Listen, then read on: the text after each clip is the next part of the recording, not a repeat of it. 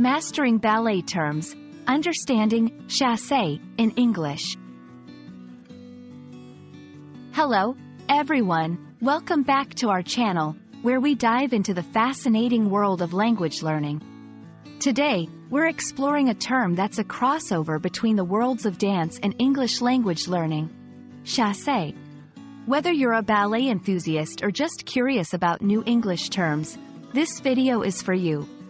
Let's chassé our way through this interesting topic.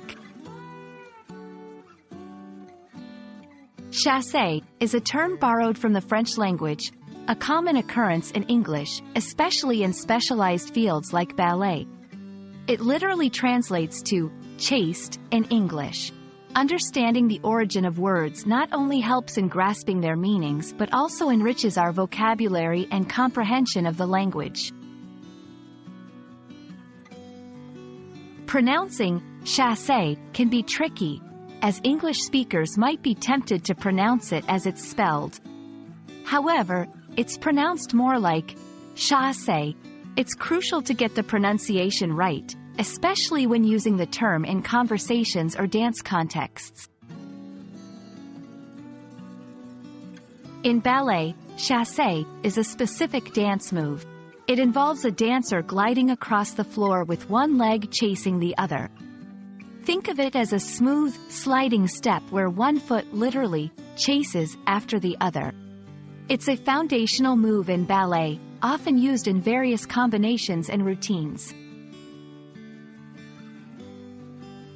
When you use chassé in everyday English, it's usually in the context of dance.